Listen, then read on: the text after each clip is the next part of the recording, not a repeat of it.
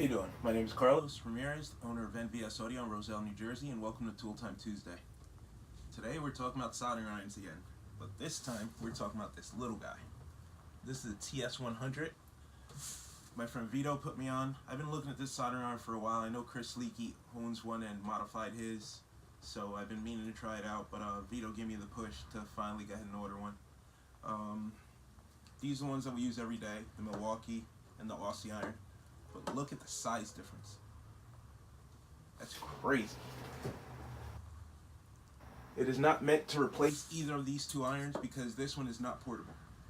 It comes with a laptop power pack, 19 volt, 2 amp. But what amazed me the most about the specs is it claims it gets as hot as the Aussie iron. It claims 400 degrees Celsius, which is 720 degrees Fahrenheit. That's crazy hot. I tested it out, it does get that hot, and it will solder 10 gauge wire. The heat up time is incredibly fast.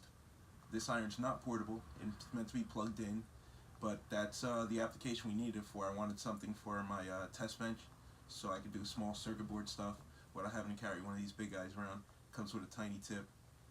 The tip is replaceable, 2 Allen head screws at the top, and the tip that it uses is very similar to the Aussie iron tip. There's a bunch of different tips you can get for it. In a later video after I put it through its paces, because I literally just got it yesterday, I'll make a video and let you guys know. I'm also going to make a portable power pack for it using some RC helicopter batteries. It already comes with the adapter. So it's got a laptop plug on one side, and then it's got a XT60 connector on the other side, which most of the RC car batteries use. So I'll probably make a 11 volt or 12 volt pack for it. Maybe it takes up to 24 volts. I don't need it to get that hot, but maybe just to play around, I'll series 2 battery packs and see what it does. I'm gonna go ahead and plug it in for you. It's got a nice LCD display, so it tells you the temperature, and it's regulated. If you don't need it to get that hot, you could tell it what temperature you want it to stop at, and it'll stay there. It's pretty cool. It's amazing. The thing was only 80 bucks too. So if you're just going to use it like this, $80 out the door is fine, comes with everything you need. If you want to make it portable, it's going to come close to the price of Milwaukee, because after battery packs and stuff, you'd probably be at around $150, $140. I'm going to go ahead and plug it in, show you guys the LCD display so you can see how fast it gets hot. It's quick. Okay, as you can see, it's not plugged in yet. Unit's completely cold. Have my hand on it. We're going to go ahead and plug it in.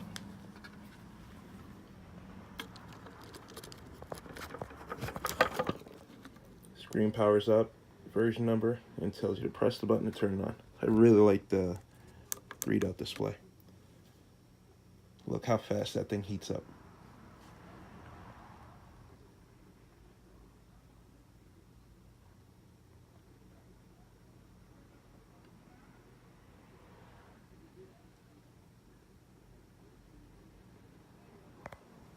Go ahead and up the temperature.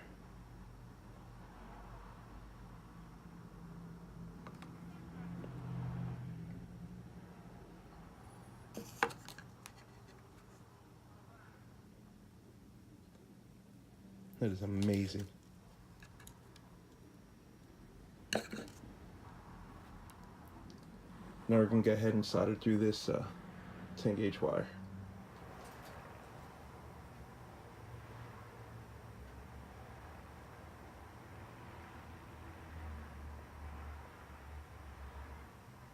That's crazy. I can't believe how fast this thing heats up, and it's friggin' tiny.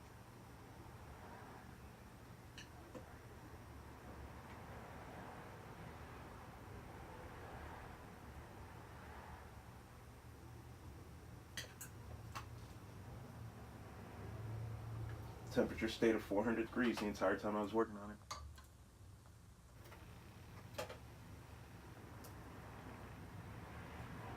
That's amazing. Alright, post the link below. Then after I do the mods, I'll post another video, show you how I did that. But thank you, Vito. It's going to be my new favorite toy for the week. I'm going to set this up on my test bench. That way it doesn't have to leave. And then when I do the mod, of course, the power supply and everything will stay with the test bench. And then I'll just take the power supply with me.